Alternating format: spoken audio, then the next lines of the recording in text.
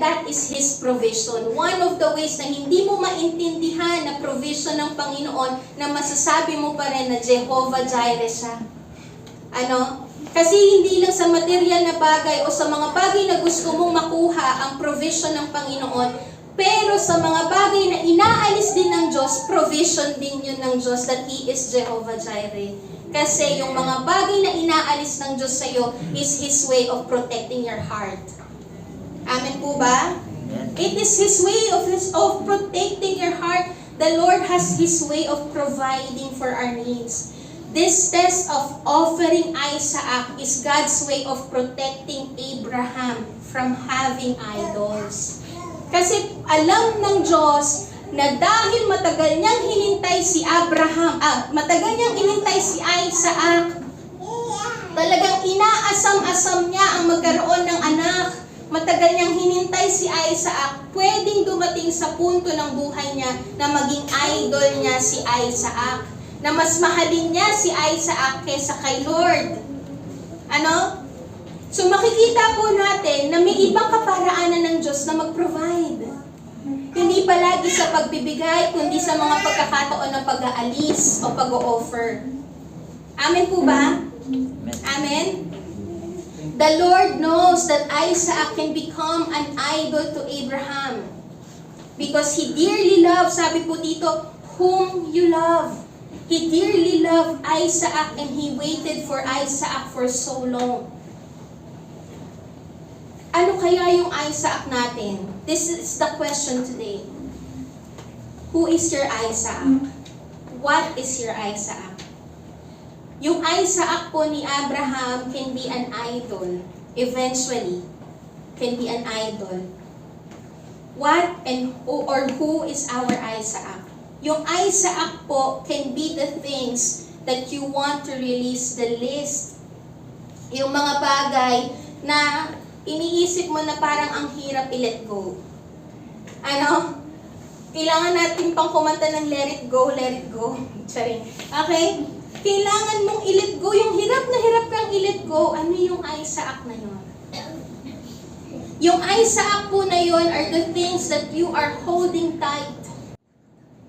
Pinanghahawakan mo at ayaw mong i-let go the things that means the most in your life. And alam niyo po ba, lahat tayo pwede magkaroon ng Isaac. Lahat po tayo pwede magkaroon ng Isaac. Everybody has the things that you want more than God. Pwede. Kasi kapag sinabi po nating idol, anything good that becomes too important to you. Yung idol po ay hindi lang basta yung mga nakikita natin na mga carved images, no, na Diyos-Diyosan, hindi lang po yun eh. Pero, pwedeng yung mga idol mo ay yung mga magagandang bagay sa buhay mo that becomes too important to you at umaalis sa trono ng Diyos o pumapalit sa pwesto ng Diyos sa puso mo. Yung idol mo can anything that is more important than God and taking the throne of God in your heart. That is your idol. Now, evaluate po natin ang sarili natin. Ano yung mga bagay na mabubuti sa buhay natin na pwedeng naging Isaac na sa atin? Yung mas humihigit na sa Diyos. Ano? Yung umaagaw na sa trono ng Diyos sa puso mo. You know what? Most of our Isaac are perfectly good things. Hindi naman po laging masama. But sometimes, nagiging Isaac o nagiging idol sa buhay natin yung mga good things. Yung mga bagay na ayaw na nating bitawan.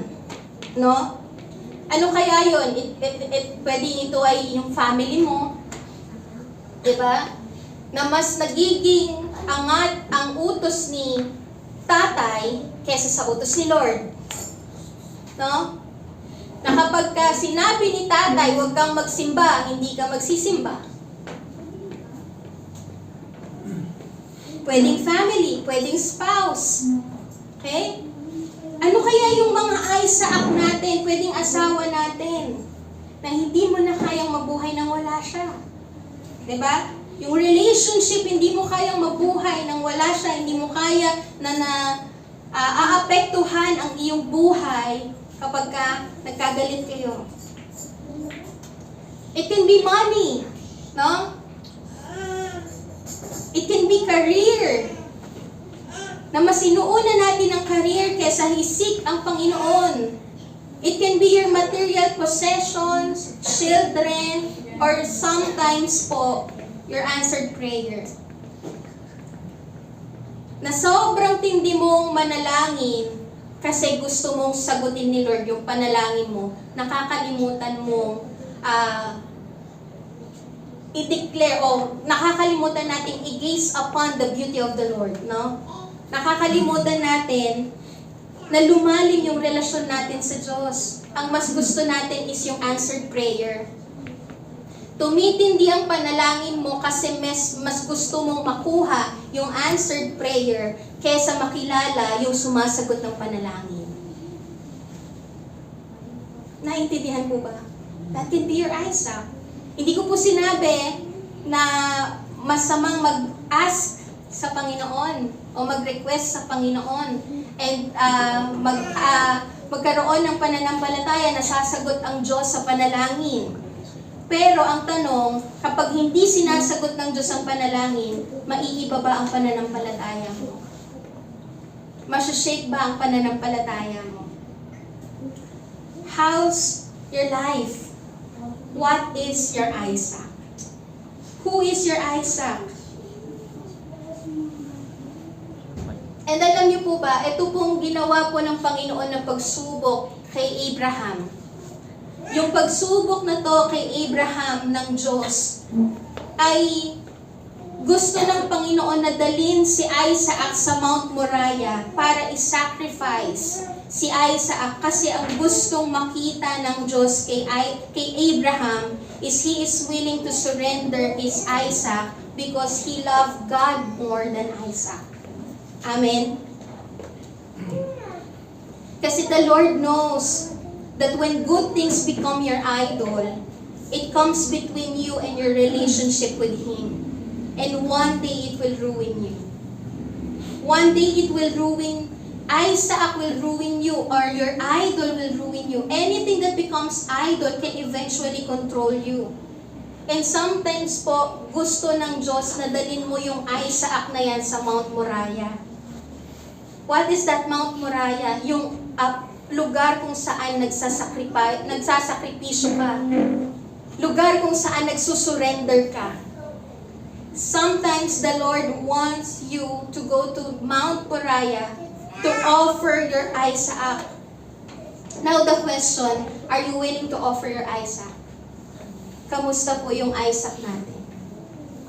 Humihigit na po ba yan sa Panginoon? Kamusta yung Isaac natin? Sinasabi na ba ng Panginoon, isuko mo na anak, hayaan mo akong humawak niyan? No? Now, life check po tayo if we have Isaac in our lives. Life check tayo. Pwede nating tanungin ang ating sarili para malaman natin kung meron tayong Isaac sa buhay. Ito po yung unang tanong. Ano o sino ang tunay na nagpapasaya sa'yo? Na kapag nawala yan, sira ang araw mo. No? Na hindi mo kayang mabuhay nang wala yon. Pangalawang tanong, what really makes you angry when something is taken away from you? Na kapag nawalan ka ng problema, sana nga po, no? Thank you, Lord. Pag nawalan ka ng pera, nadidiskarel ka, nagiging hawk ka, no? Pag nawalan ka ng pera, nagiging, imbis na Barney, nagiging Godzilla ka. No? Kamusta? Pangatlong tanong, are you devastated when you lose someone as if they are your life? Are you devastated when you lose someone as if they are your life, na parang katapusan na ng mundo? Na kapag nawala yun, parang wala na ding meaning ang buhay mo. Tingnan natin, Isaac po ba natin yung mga yun?